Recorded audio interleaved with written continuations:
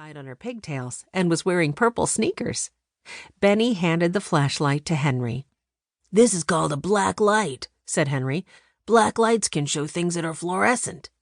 "What in the world does that mean?" asked Violet. "Things that are fluorescent absorb ultraviolet light," said Jessie. "It makes them glow." "So some things might glow if we point the black light at them?" asked Violet. "That's right," said Henry. "Benny, reach back in there. Maybe there's a clue about the black light." Benny sighed and reached into the skull's mouth once more. This time he pulled out a folded piece of paper and handed it to Jessie. Henry lowered him to the floor. "That was very brave," said Jessie. "Because you faced your fears, we found 2 clues to help us get out of here." "Fears?" said Benny, blushing. "I wasn't afraid. I didn't want to upset the cobwebs." Jessie smiled at her little brother. She quickly unfolded the paper and handed it to him.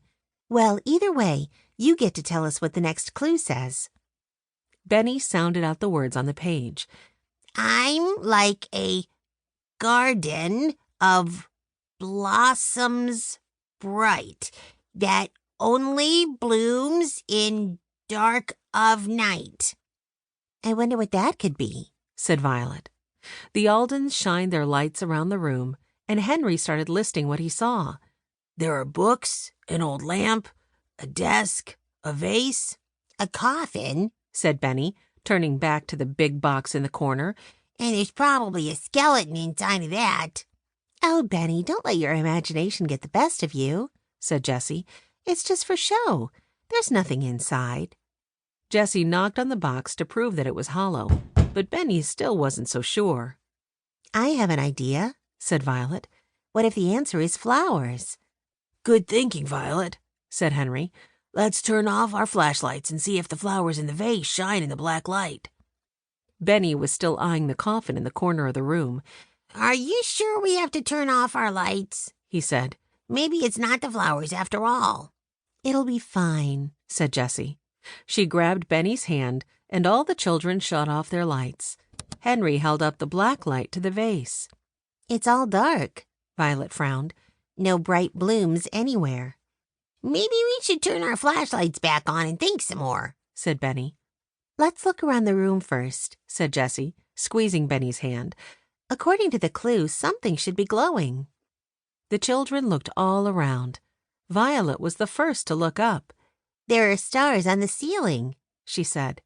Sure enough, with the black light, the ceiling was glowing like the night sky. "A garden that blooms at night. Stars," said Jessie. "Good eyes, Violet." Henry panned the light across the ceiling. "They must be made of some kind of special paint," he said. "We need to figure out what the clue means," said Jessie.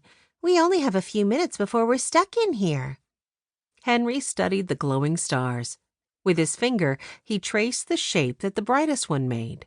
"It's like a constellation," he said. "What's that?" asked Benny. "A constellation is a shape made by the brightest stars," Jessie explained. Benny tilted his head. "Oh, I see. It looks like the letter T." "Does that mean we need to look for something that starts with that letter?" asked Violet. She studied the room. T could stand for table, tray, teacup, typewriter. Now that I think of it, there are a lot of things that start with T. Henry squinted at the shape. "I don't think it's a T. I think it's an arrow." Benny clicked on his light and guided it along the arrow and across the room. The beam came to rest on the coffin in the corner. "I knew there was something in there," he said.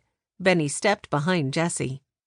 The other children turned on their flashlights and pointed them at the wooden box. Slowly, Henry walked over.